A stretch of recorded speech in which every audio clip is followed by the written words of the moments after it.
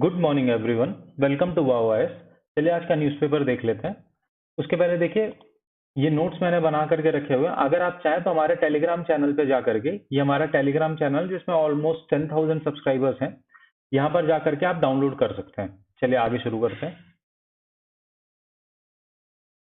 Okay, ये सब political news है। आपको पता होगा कि राजस्थान में जो इशू चल रहा है regarding mister pilots CM candidature. ठीक है, चलिए उससे ज्यादा इंपॉर्टेंट सबसे पहला देख लेते हैं। Italy tilts right as voters line up behind Giorgia Meloni's party. अब देखिए, ये इसमें दो चीजें हैं। एक तो ये एक न्यो फास्टिस्ट रूट है इसका, ठीक है, एक्सट्रीम फार राइट गवर्नमेंट है ये। दिस इज लाइक आज की डेट में जो है ये यूरोप में बहुत ज्यादा हो रहा है कि फार राइट गवर्नमेंट जो है वो पावर में आ रही है। ठीक है, इस पे मेंस पे क्वेश्चन बन सकता है कि मतलब ऐसा क्यों हो रहा है। ठीक है, मे बी बिकॉज जो प्रेजेंट एरा था लिबरलाइजेशन का, ग्लोबलाइजेशन का, उसकी फ्रूटफुलनेस जो है कहीं ना कहीं कम होती जा रही है। उसकी वजह से ये जो नियो फासिस्ट या फार राइट ग्रुप्स जो है वो ज्यादा से ज्यादा जो है पावर में आ रहे हैं। ठीक है, अब देखिए ये जो पर्टिकुलर आर्टिकल है इसमें इंपॉर्टेंट क्या है कि पहली चीज तो ये फर्स्ट वुमेन प्राइम मिनिस्टर होंगी इटली की। ठीक है, कई सारे जो आपके स्टेट एग्जाम्स हैं या बैंक के एग्जाम हैं, इनमें इस तरीके के सवाल पूछे जाते हैं। इसलिए आपको ये याद होना चाहिए कि जॉर्जिया मेलोनी जो है वो फर्स्ट पीएम ऑफ इटली है। ठीक है, आपको यहाँ पर क्या क्या पता होना चाहिए। छोटू पूछ रहा है कि फार राइट क्या है और नियो फासिज्म क्या है। ठीक है,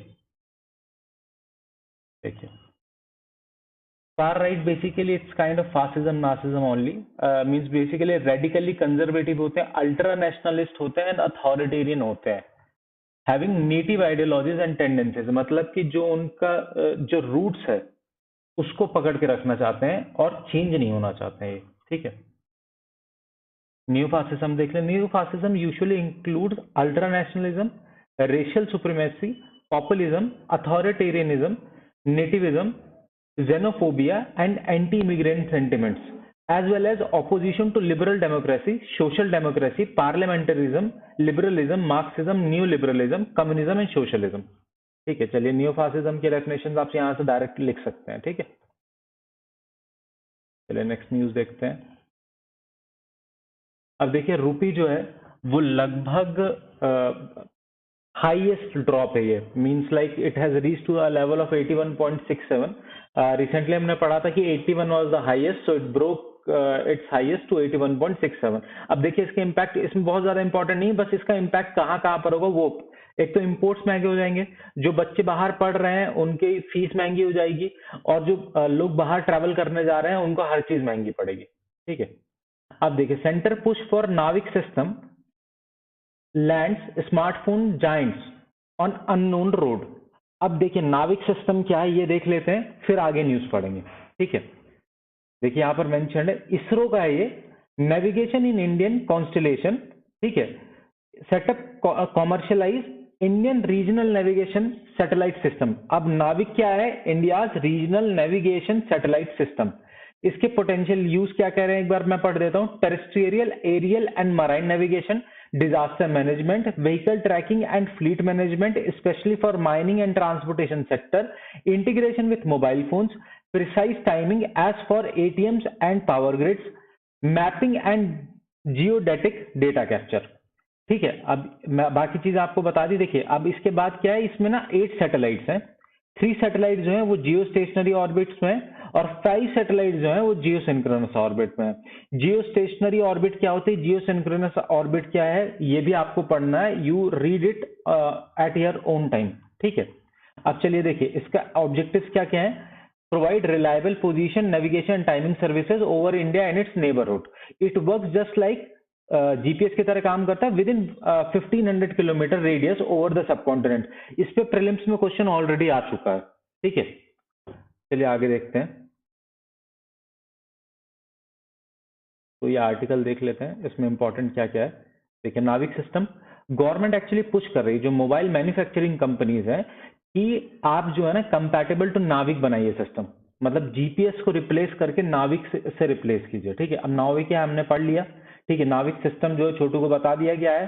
ठीक है, अब प्रॉब्लम क्या है, जो मोबाइल मैन्युफैक्चरर्स हैं उनको क्या इशू हो रहा है, ठीक है, जो कॉस्ट है वो बढ़ जाएगा, प्लस डिसरप्शन हो सकता है, क्योंकि हार्डवेयर चेंज करना है तो जो सप्लाई चेन है उसमें थोड़ा सा डिसरप्शन हो सकता है, चीजें लेट हो सकती हैं, बिकॉज मैन्युफैक्चरिंग सिस्टम में चेंजेस लाने पड़ेंगे आपके, ठीक है।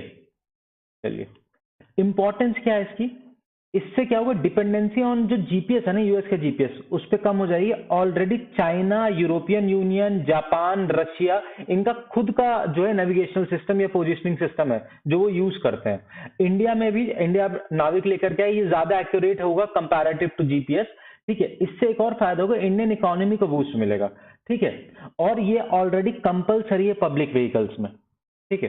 चलिए नेक्स्ट देखते हैं। मैडम प्रेसिडेंट जो है हमारी गई हुई है इनॉग्रेट करने Dussehra festival of Mysore. Mysore is known for its Dussehra festival, if you guys don't know,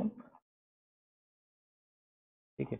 बाकी ऊपर के सारे पेजेस मैंने देखे, यहाँ पर कुछ भी इंपॉर्टेंट नहीं है, so you can skip those pages, ठीक है। President Murmu inaugurate Dussehra festive in Mysuru. अब देखिए यहाँ पर दो चीजें इंपॉर्टेंट है, एक तो Mysore is known for its silk, तो इनको एक सिल्क साड़ी गिफ्ट की गई, फिर ट्रेडिशनल मैसूर पेटा गिफ्ट किया गया। अब देखिए पेटा क्या होता है, PETA is a kind of पगड़ी, ठीक है। अब इसके बाद यहाँ पर कुछ जो टर्म्स यूज किए गए हैं, एक तो देखिए ancient sites of Jainism and Buddhism के लिए बहुत मशहूर है कर्नाटका, फिर यहाँ पर एक श्रृंगेरी मठ एस्टेब्लिश बाय आदि शंकराचार्य जो है उसकी बात कही गई है, सूफी कल्चर प्रैक्टिस इन कालबुर्गी की बात की गई है, और अनुभव मंटप जो कि 12th सेंचुरी के सोशल रिफॉर्मर बसवन्ना ने एस्टेब्लिश किया था उसकी बात कही गई है। तो अब चलिए एक बार धीरे से ये सारे देख लेते हैं। अब देखिए श्रृंगेरी शारदा पीठम, यही है श्रृंगेरी मठ, ठीक है, आदि शंकराचार्य ने जो है एस्टेब्लिश किया था। ये जो थे अद्वैतवाद या डॉक्ट्रिन ऑफ नॉन ड्यूअलिज्म में बिलीव करते थे, ठीक है। इससे ज्यादा इसमें कुछ भी इंपॉर्टेंट नहीं है। अब बसवन्ना या बसवेश्वरा जो है ये लिंगायत के फाउंडर हैं, ठीक है, ये सोशल रिफॉर्मर थे, ठीक है। किस टाइम पे थे ये, कल्याणी चालुक्य और कालचुरी डायनेस्टीज के टाइम पर थे ये, ठीक है। इसके अलावा आगे जो है आप इसके बारे में इन डेप्थ चाहें तो पढ़ सकते हैं, ठीक है। चलिए नेक्स्ट देखते हैं।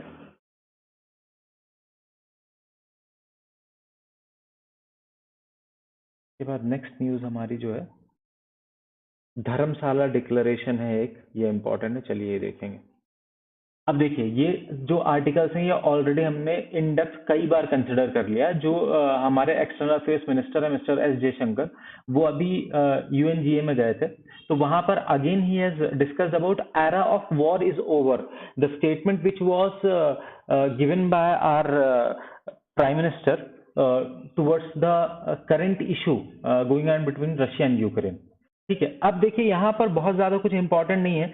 आप एक तरफ देखिए रशिया जो यूक्रेन पे वॉर वेज कर रखा है, दूसरी तरफ जो यूरोपियन कंट्रीज हैं और जो आपका यूएस है वो रशिया के ऊपर जो है सैंक्शन लगाने में तुला हुआ है। इसका इम्पैक्ट क्या होगा, वॉर प्लस सैंक्शन, इन दोनों के 3F इफेक्ट होंगे। 3F आपको याद रखना है, food, fertiliser and fuel. Fuel can be said as energy, ठीक है। इसके अलावा इसमें बहुत ज्यादा कुछ इंपॉर्टेंट नहीं है। एक फैक्ट ये भी है कि इंडिया जो है वो मोदी जी ने कहा है कि we want to be a developed nation by 2047, ठीक है। उसके बाद हमने जो है रिफॉर्म्स की बात कही है कि यूएनएससी में रिफॉर्म होने चाहिए, परमानेंट नॉन परमानेंट मेंबर्स बढ़ाओ, क्योंकि उससे जो इनजस्टिस हो रहा है ग्लोबल साउथ के ऊपर वो खत्म हो सके। साउथ क्या होता है, ग्लोबल साउथ क्या होता है, ये हमने रिसेंटली डिस्कस किया है कि majority of the developed countries are above in the northern hemisphere, remaining will be termed as global south, those are developing countries basically, ठीक है। अब देखिए यहाँ पर इसी चीज को लेकर के डिस्कशन हुआ, turning inward in Europe, far right stepping into public discontentment with establishments. इसमें कई सारी कंट्रीज के एग्जांपल दिए हैं जहां पर रिसेंटली फार राइट गवर्नमेंट्स ने जो है वो मेजॉरिटी हासिल की है। उसके बाद देखिए putting power back in the hands of people. भाई आर्टिकल मत पढ़ना, पूरे दिन कुछ भी नहीं पढ़ पाओगे, बहुत ज्यादा जो है हैवी आर्टिकल है एंड आउटपुट कुछ भी नहीं है इस आर्टिकल से। Broadly he has discussed about the situation की बहुत ज्यादा बुरी सिचुएशन चल रही है, एनवायरनमेंट खराब है, इकोनॉमिक डिसरप्शन हो रखा है, पुअर और पुअर होते जा रहे हैं, so it's of not much use, factual take away नहीं है। और आपका थ्योरेटिकल टेक अवे भी I am won't say in respect of UPSC prelims और मेंस कुछ भी है इसमें। चलिए नेक्स्ट देखते हैं। लास्ट आर्टिकल है धर्मशाला डिक्लेरेशन। बेसिकली देखिए यहाँ पर एक आर्टिकल है teaching India as a signature destination. So इस आर्टिकल को मैंने इसलिए कवर किया, if you will cover this majority questions based on tourism, if they come in mains you can write answer on the basis of this article itself. चलिए देखते हैं। ठीक है, सबसे पहली चीज क्या है, ये जो धर्मशाला डिक्लेरेशन है इसका एम क्या था कि रिकॉग्नाइज करना है इंडिया के रोल को किस चीज के ऊपर, contribution to global tourism, plus हमको रिकवरी प्रमोट करनी है डोमेस्टिक टूरिज्म की। ये तो एम था धर्मशाला डिक्लेरेशन का। इसका इंस्पिरेशन कहां से आया, प्राइम मिनिस्टर का होल ऑफ गवर्नमेंट करके जो एक नारा है उससे आया है। इसका क्या कहना है कि जो हम सिलोज में काम करते हैं उसको छोड़ करके डिफरेंट डिपार्टमेंट्स में सिनर्जी बनाने के लिए हम काम करें। ठीक है, इसके बाद क्या है, टूरिज्म मिनिस्ट्री जो है ये जो है एमईए के साथ, मिनिस्ट्री ऑफ एक्सटर्नल अफेयर्स के साथ जो है मिल करके काम कर रही है कि 20 इंडियन मिशंस अब्रॉड जहां पर हाईएस्ट टूरिस्ट फुटफॉल है जहां से इंडिया में, उनके लिए स्पेसिफिक स्ट्रेटेजीज बढ़ाए जिससे कि वहां से और ज्यादा से ज्यादा टूरिस्ट इंडिया आए। ठीक है, next, promote domestic tourism along with reaching the goal of एक भारत श्रेष्ठ भारत। एक तो देखिए हमको जो है ग्लोबल टूरिज्म बढ़ाना है, इंडिया में जो है फॉरेनर्स का फुटफॉल बढ़ाना है, दूसरी तरफ हमको डोमेस्टिक टूरिज्म बढ़ाना है, इसको सिंक करना हमको एक भारत श्रेष्ठ Bharat, that is interaction plus mutual understanding के साथ। तो ग्लोबल और लोकल दोनों पे काम कर रहे हैं हम। ठीक है, अब देखिए क्या हुआ कि कोविड-19 जो है उसने हॉस्पिटैलिटी सेक्टर को सबसे ज्यादा इंपैक्ट किया है। इस चीज को मद्देनजर रखते हुए गवर्नमेंट ने जो है emergency credit line guarantee scheme लाई। ठीक है, अब ये जो emergency credit line guarantee scheme है इसका जो आपका आउटफ्लो है वो 4.5 लाख करोड़ का था, जिसको रिसेंटली बढ़ा करके 5 लाख करोड़ कर दिया गया है। ठीक है, अब देखिए ड्राफ्ट नेशनल टूरिज्म पॉलिसी आई है 2022 में। अब देखिए इसमें बहुत सारी चीजें लिखी हुई हैं कि ये करना है वो करना है, कुल मिलाकर के टूरिज्म को प्रमोट करना है इसमें। ठीक है, टूरिज्म प्रमोट होगा तो काफी सारी इंडस्ट्रीज रिलेटेड टू टूरिज्म वो प्रमोट हो जाएंगे, उन सब के लिए पॉलिसी लाई गई है।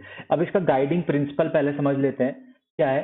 Promote sustainable, responsible and inclusive tourism in line with our civilisational ethos. ठीक है, इसका सबसे बड़ा example national green tourism mission.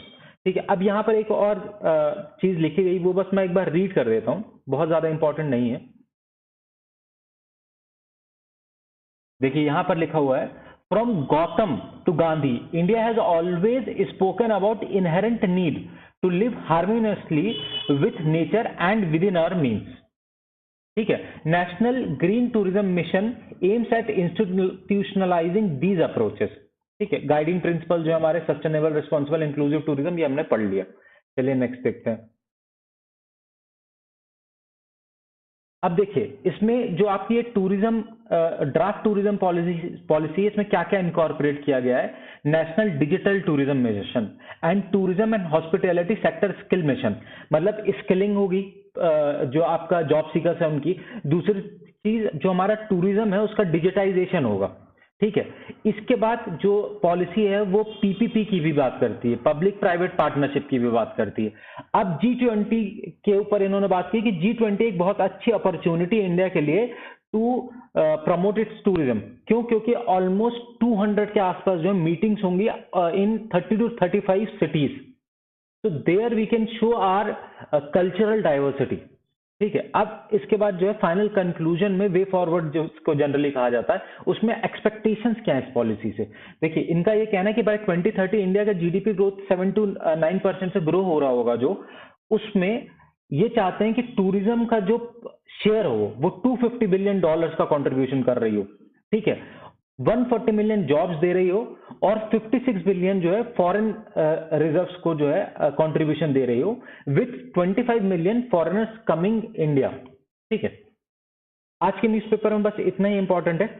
चलिए कल फिर मिलेंगे guys, good day, happy ending.